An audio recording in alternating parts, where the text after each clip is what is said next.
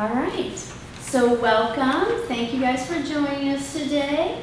For those of you both here in the room and online in Zoom, we're excited to talk about the husbands today with author Chandler Baker. If you're watching online and you have questions, please post them in the chat. And for those of you in the room, be thinking about what you'd like to ask, and we'll get to everyone's questions at the end of the program. So let me start by introducing Chandler. New York Times bestselling author Chandler Baker lives in Austin with her husband and 2 small children.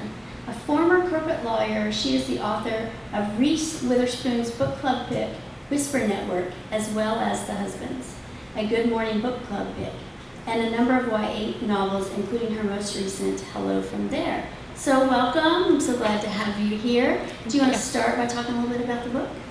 Sure. So my most recent book is The Husbands, as you mentioned, and The Husbands follows Nora, and she is an overworked lawyer and mother, and she goes house hunting with her husband in this really nice suburb. And while she's there, she meets this group of really high-powered women with enviably supportive husbands who, unlike her, don't seem to be hanging on by a thread. And as she considers the house, she gets pulled into a wrongful death suit. And as the case unfolds, she starts to uncover what she thinks might be the secret to having it all, but it might be a secret that's worth killing for. All right, so Nora lives a life that many women will recognize. Talk about her struggles, her successes, and why she's so drawn into wanting a life in this neighborhood. Yeah, I, as will probably surprise nobody, as also a corporate lawyer at one point and a mom, really relate to Nora.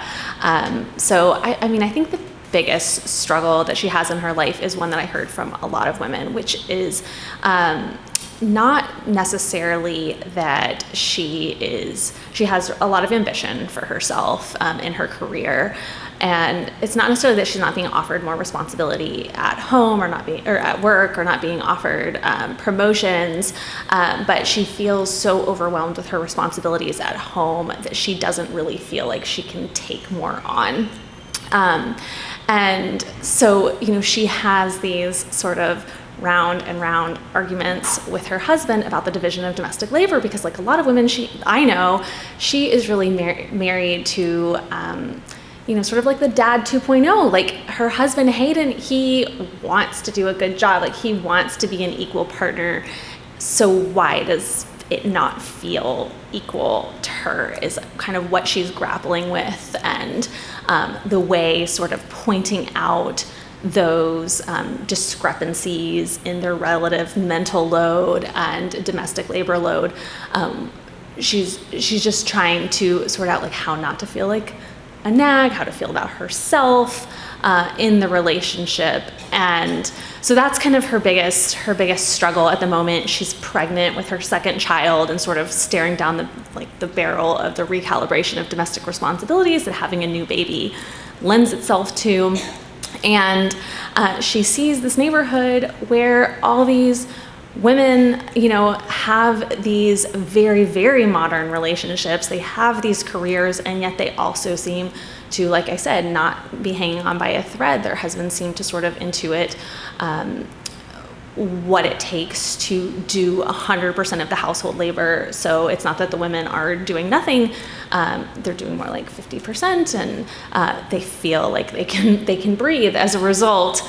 So she finds this very, very enticing, of course, to feel like there is a world that exists in which she could have the life that she thinks she has earned and that should be possible in the times that we currently live in today. Yeah, it makes me think about there's a scene in the book where it's a Saturday, she's in the office trying to do what she needs to do, and clearly the child is at home having the meltdown.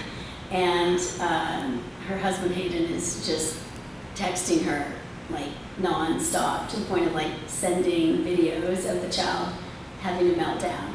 Mm-hmm. And her male colleague is like, you gotta stop, just run. You gotta stop running home, right? You gotta let him figure it out. Mm-hmm. But she can't figure out how to do that.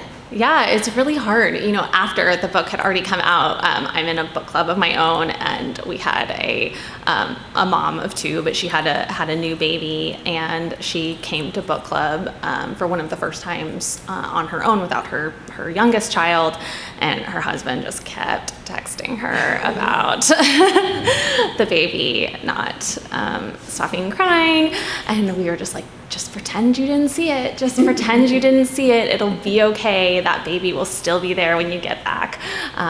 Let him feel it a little bit. But I get it. Like, she couldn't do it. She couldn't turn off, that feeling inside of her that she felt like she had to be the one to sort of fix it. And I have also been in that situation where I have taken time where I'm like, I'm going to lunch with my girlfriends, and for whatever reason, my husband, felt like he needed to include me in some of the challenges that were going on at home. I was like, no, thank you. I would like to say no, thank you to this.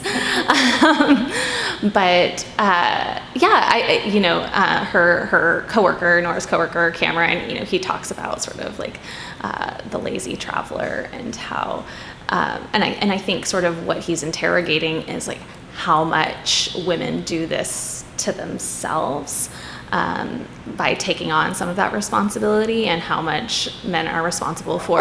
I don't totally agree with his analysis of the lazy traveler, though I am a lazy traveler, I will say, on vacation. I am the person that lets it I really liked the lazy traveler conversation, because what I thought was most interesting about that is Cameron is divorced, mm-hmm. and he is not a lazy traveler at this moment in his life, but she asks him, when you were married, which one were you? And he's like, oh, the lazy traveler. Yeah. Yeah. The theory of the lazy traveler is always that there's somebody when you're traveling in a couple or with a group that takes charge of the itinerary, the directions, the subway stops, all that stuff, and the other person wouldn't even know, how to get back to the hotel because they weren't paying attention because they were allowing somebody to take the reins. And that's definitely me when it's traveling. But when you expand that to your life,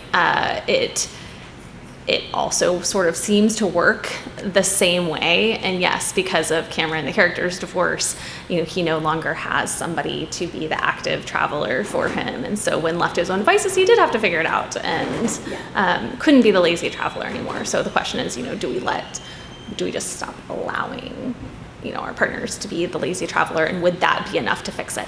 I don't think so, but that's it. I understand wanting to ask the question of how much women are doing this to themselves. Yeah. So the wives in Dynasty Ranch, which is the name of the suburb, are a varied bunch of very successful women who, beyond their success, don't seem to have much in common. Talk about crafting each of their characters and how they work together as a unit, for good or for bad. It was really fun. I guess the main starting point that my editor and I both just wanted to look at was what contributions in the world are we missing out on because women are so overloaded at home. We're missing, some portion of the contributions of at least 50% of the population, and that's really startling when you think about that women aren't able to sort of operate at their full capacities in many cases, because they bear a very large burden of unpaid labor, mostly domestic labor, but not entirely. So we kind of started there, and we were like, well, what contributions would they be making to the world? Would they be wonderful superintendents? What would they be doing for the school system? What would they be doing in medicine? What would they be doing in all these arenas? What would they be doing to help other moms? There would be amazing, mommy bloggers and all those things. They would still make contributions in those areas. But to kind of form the core group that we talk about in the neighborhood, we wanted sort of a psychologist because that plays a big role. We wanted sort of a neuroscientist because a lot of what we talk about is sort of the science of developing the neural pathways in pseudoscience, guys. We cannot do some of these things to our husbands, much as we would like. And so we wanted that, someone in tech, just sort of kind of like assembling the team that would be able to run a neighborhood like this. So without giving away too much for those who haven't read it yet, I found myself actually wondering about the husbands and their lives outside of the neighborhood. There's a scene where Nora has a flat, and one of the husbands, she doesn't know he's one of the husbands at the time, but he comes up on her, and he's helping to get her fix her flat, but at the same time, it's that I have to get home, I have to get home, I have to get home. So I wondered about, like, do the people in their work lives not notice how much their personalities have changed? Mm-hmm. That's a good question. I mean, one of the things I think about the book personally is that the reader really interacts with it. Like, a lot of the things that the men do are not necessarily nefarious on their face. They really shouldn't be creepy to us. I mean, the fact that that one of the husbands is, thinking about how to, properly organize the pantry, or, how to get the teacher gifts ready in advance, all these things, like there shouldn't be anything creepy about that, but we're bringing sort of our own social constructs and own social narrative to the table as we read.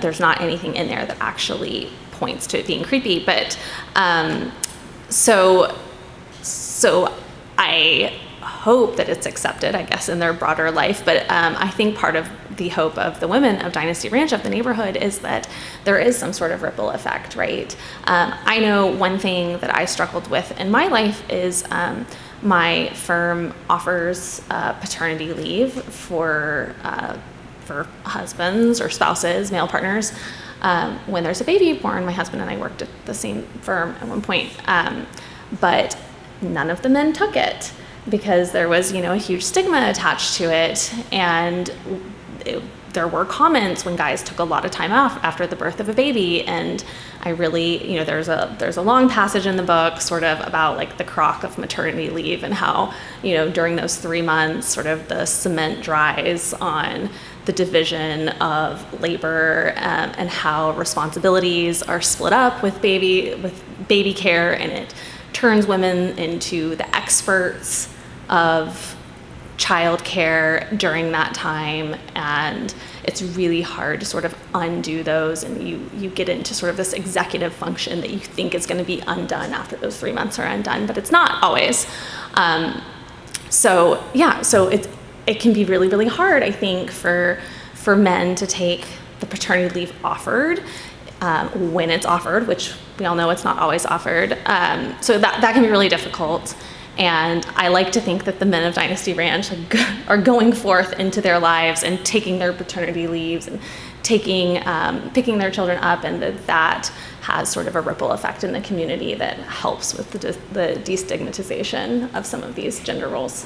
Well, I think it's interesting too, the flip side of her being the one that was home. So she now becomes the executive responsible for knowing all the stuff about the baby. She also loses all of that time at work. And so when, part of her stress, I feel like, in the book is that she's trying to make a partner, but she, and the child that they currently have is like 5 or 6. And so it's been 5 or 6 years since she took paternity leave, but the men in the office are constantly reminding her about how, and some of the women, how she was out for those 3 months, and why should she be ready for a partner because 5 years ago she took 3 months of leave.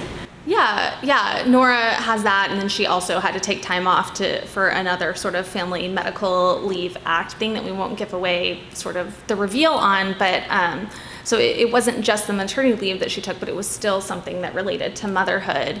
I think that, we talk a lot I talk a lot about the motherhood bias, which I think is something that impacts not just mothers, in that I think a lot of times, like when women are a certain age within an office, people start looking around and thinking like, well, she's in her 30s, she's married, at some point she's gonna have a baby, like we know this is coming. There can be some sort of resentment. I mean, I don't think people want to feel resentful when they have to cover for an extra amount of work during maternity leave, but they do. And honestly, like I get it, I've covered for people during maternity leave and it's not fun. It's a lot of extra work, but I guess my point is it should be a pain when anyone has a baby. It should be a pain when her husband has a baby too. We should feel that same sort of impact. So we shouldn't just be getting like those negative feelings of, oh gosh, I had to cover for her when she had a baby. So she's sort of dealing with the crater effect of that, and the feeling that your career just hits pause for some amount of time, whether it's 3 months, 6 months, 9 months, a year after the baby. I remember, I think I talk about in my author's note possibly that, when I had to like announce that I was pregnant the first time, like I really thought a lot about it. Like I didn't want to do it until after my bonus was given to me. And I thought a lot, like, okay, when do I want to say it? And, my husband just like mentioned it in passing, at some point. And, when I said it, it was this big deal. Like, okay, we have to plan for Chandler's maternity leave. Like, how do we do all this stuff? And for Rob, my husband, it was just kind of like, oh, yeah, Rob's wife's having a baby. So yes, so she is sort of dealing with the impact of that while she's trying to make partner. So talk about your writing process. Do you have a routine? Do you have a certain place you have to write every day? My big gift to myself during the pandemic was I made my home office very nice and very pretty. So I love it now. So I mainly work at home in my office, and I write full time now. So it's like my normal 9 to 5 job, and I treat it as such. I've always been a really big believer in writing in short spurts. So I usually start with about 15 minutes of writing and try to set a timer for that amount of time, and just don't look at anything else during as the timer's set. Depending on where I'm in the process, I might build up to 30-minute or hour-long sprints. And I just try to I set the amount of time that I want to get of those a day and just try to knock that out. But yeah, I don't know. I guess I always write in my office. I have a little treadmill walking thing now that I do. I've got like the whole setup. I feel like increasingly my body is just hurting from being at my desk so much. So I have to be very particular about it these days. But it also depends on the book. The recent book I wrote just did not want to be written in my office. It was very sad. So I went to a coffee shop almost every day because, I don't know, it just didn't like the office energy. And do you do things like playlists or things that you listen to, or? I don't write with any music or any sound ever. It bugs me. I do write longhand a lot. I start almost every session, like I have a notebook for each project, and I just write. I mean, I'll even write like, I don't know what I'm writing, until something comes out, until I kind of find what I'm going for that moment. And during the sprint time, like the only things I can do are write longhand, or doodle or whatever, or write in my Word document. So yeah, and I also do a thing where I started also during the pandemic, is I have like writer meetups where I will get together with a group of writers that I know, and we will Zoom and we will do the sprints together via Zoom, and just turn our microphones off so we can all make sure that we're there writing for the day and getting our stuff done. And then chatting a little bit, obviously, on our off times. Yes, we have accountability and a little bit of like a water cooler vibe. So I'm trying to think about what I want to talk about the book that doesn't give things away. The men themselves, they're also kind of an interesting, different group of guys, but you don't always see their differences as much. Like, it's really interesting. There's a golf course on as part of the ranch, but there's never anyone golfing every time they go to the ranch. Yeah, that's true. They're not getting a lot of time on the course. They do, have sort of like their own personalities, I think. And I think that, in my mind, in my head canon, like these guys are individualized in certain ways, and they do have like happy marriages. Their wives love them so much. They're so appreciated. They are all engaged in very, very happy, committed relationships. But, they always like to say, like, you work so hard. And when they say it, it sounds nice and not sort of like passive aggressive, right? Right, yeah. Right, yeah. Yes. Do you feel like, have you had that experience where you feel like you've taken on more sort of domestic labor or mental load or caregiving? So I'm not married anymore. Okay, even very good. Then we can really get into it. But my ex was in the military, okay. So he actually was in the Navy and would be gone for months and months at a time. I think one of the last 2 years we were married, he actually was only home 3 months out of about a 24-month period. Wow. And so, it was definitely like all the responsibilities. Plus, at that point, they were completely incommunicado. That's not so much the reality as much now. They have phones and things on the ships. Right. And email at the time barely existed.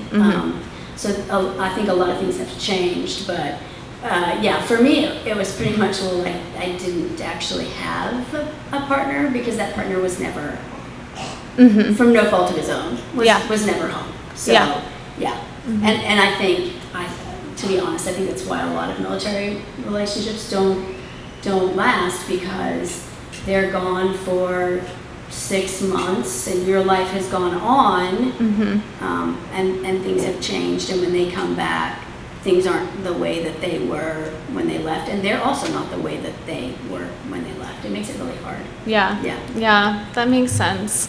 I feel like some of the things we're talking about aren't even necessarily always within like the confines of marriage. They can often be like taking care of aging parents or sick relatives. It seems to tend to fall largely on women, like fundraising efforts for things. School PTA. Yes.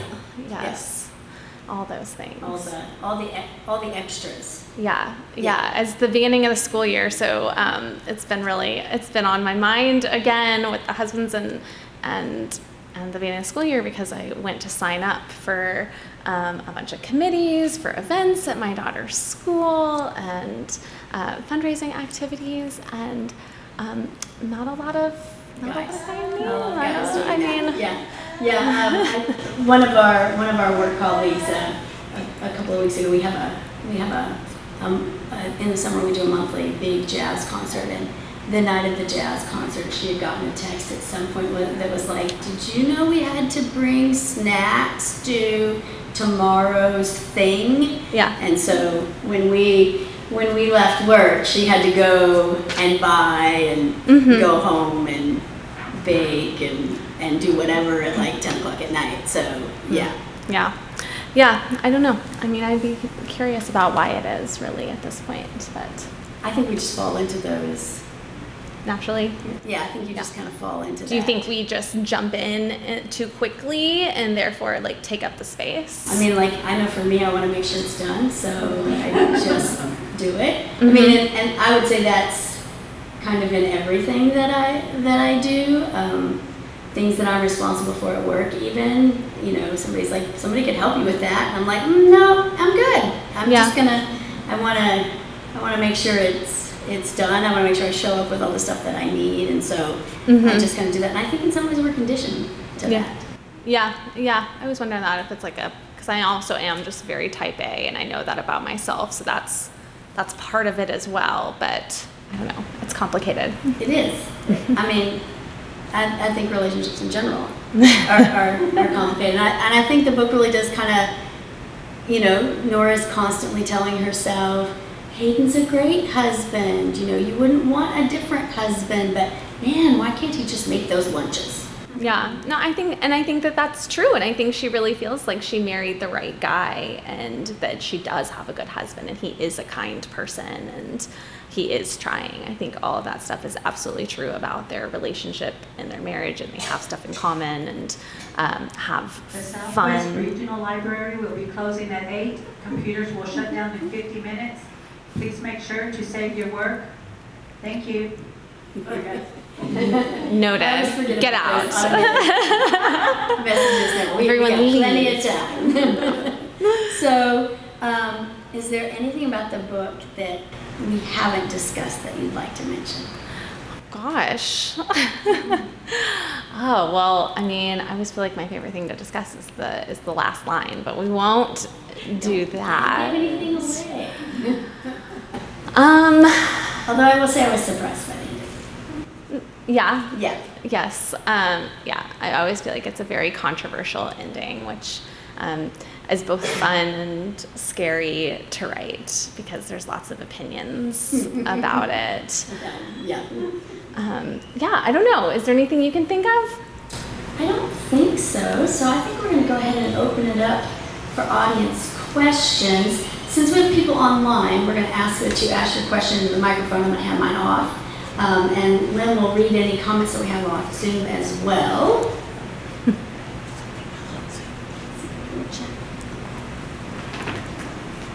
All right. Questions? Yeah. Do it. Hi, Chandler. Hi. I know that you've written the screenplay for this book for the Husbands to be turned into a movie. Yes. And I wanted to know how your process was different for writing the screenplay, and since so much of the book is relatable as far as just the commentary, as far as Nora's thoughts and how she's feeling, that's all written in just your prose. How do you get those, kind of the essence of the book and so much of the commentary into a screenplay where that can't be communicated in just writing? Yeah. It has been a huge learning curve to adapt the book because, like you said, there's a lot of interiority in the novel, and I feel like that's a lot of what's really relatable. And I mean, I guess the first thing is that adapting a mystery is really a pain because there are so few pages and a lot of white space in a script. So, the book is probably about 400 pages of small-ish print, and a screenplay is about 110 pages of a lot of white space, and that's a lot to pare it down. So it's really just a game of subtraction, but everything you subtract in a mystery, you have to make sure it still adds up in the end, and that the mystery itself is going to make sense. So there's been a lot of casualties of characters along the way. It's the first major change. So hopefully you're not attached to anyone too much in the book. 'Cause they're gone forever. No, I think the core people are there, but we're definitely losing some characters. And in terms of the interiority, yeah, everything really has to be externalized. I really didn't want to have any sort of voiceover in the script, so I don't use any voiceover, and I just had to kind of figure out some scene work that I could do that could sort of voice that.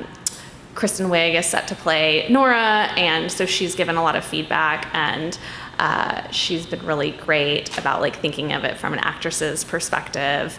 There'll be certain things that she's like, oh, I can do that with a look. Why don't we just I'll touch a doorknob here, we'll do a look, and then we'll cut to this other thing and we'll get it. And I think that we will. I really think that it will add up to sort of a lot of the same message.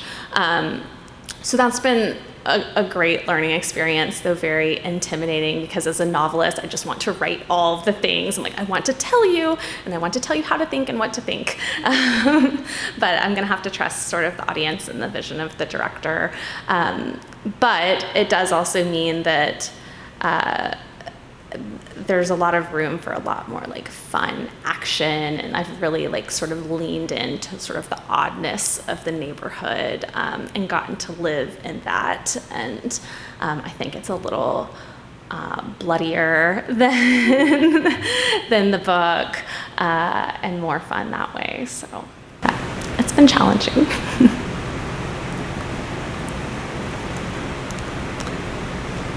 No pressure. Any other questions? Sorry, I got here a little late in case this was brought up, but could you talk a little bit about your first book, The Whisper Network, and how that process was different than the process you went through, the husband? Yeah, I would love to.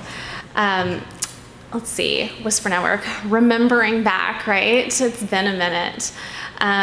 So Whisper Network, I think there's a lot of similarities for me in how I address them. So Whisper Network was my first book that was for adults. It wasn't for a young adult audience. And when I wrote Whisper Network, I really made this conscious effort to write about the moment and about the space that I was in right then, about my current stage of life.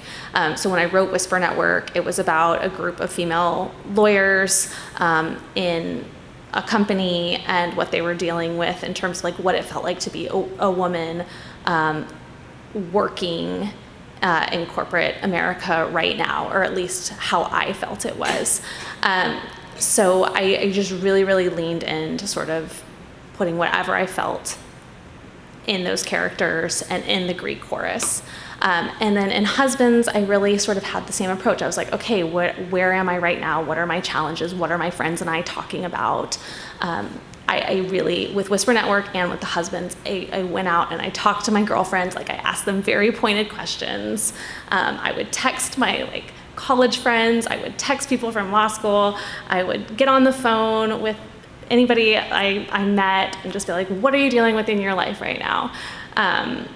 And just kind of see the common threads. So that has become very much my process, I think, and it's kind of the same process I used for my book that'll be out next year. In terms of what was different, I mean, gosh, Whisper Network was such a whirlwind. I got that idea, and from idea to selling it was roughly 3 months, and the book came out less than a year later because we just felt like it was very much, it just wound up really being in the zeitgeist at the time. So I wrote it like a crazy person, I felt like. I don't even remember what was happening. I was still working full time for most of it. But I don't know. They were really similar in a lot of ways. With the Husbands, I did like write a draft, and then the second draft I wrote was from a blank page, and that was a very scary situation and different than sort of what I dealt with Whisper Network. But they feel very much sort of like of a piece to me, even though the Husbands has a speculative element to it. Any other questions? You don't have me online, but I have a terribly librarian question to ask you. Yes. I know that a lot of women writers who write women characters get kind of shoehorned into my very favorite genre, chick lit. How do you feel about like that genreization, and also just like how do you respond to it, I guess, is kind of my question. Mm-hmm. That's such a good question. And I don't know that I have a perfect answer. I probably wouldn't, I don't know how authors felt about the term chick lit at the time. I know a lot of them didn't care for it, and I probably wouldn't categorize my books as chick lit, just because they're not that like sassy is what I think of chick lit as. I don't know. It's hard. I have had people say to me, like, how do you feel about it being marketed as a beach read? It won't be taken seriously. How do you feel about pink being on the cover? Those kinds of things. And I think that what we're getting at is that stuff that is marketed towards women is often thought of as less critically valuable than things that are marketed towards men. Sports are a more worthwhile pastime than reality television, and makeup can often be considered vapid because these are things that like women are interested in, and I do have issues with that. But to the extent that my books are marketed towards women because because women are my readers, well, I'm happy for that to be the case, because the goal of my books are always that I want women to feel seen and to feel like my books are really relatable, and for somebody to look at it and say that's exactly how it feels in my life right now, or that's exactly how it felt at my life at that time, or that's what I'm worried life is going to feel like. So to the extent that we're saying these are books for women, I'm good with that. But to the extent that they're critically less than, I'm not good with that.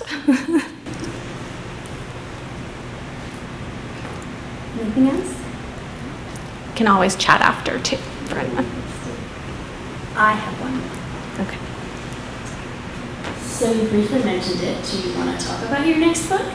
Sure, yeah. It was announced today, which was exciting. It's called Cutting Teeth, and it is about a group of preschoolers that develops an unsettling but relatively benign medical syndrome that causes them to crave blood.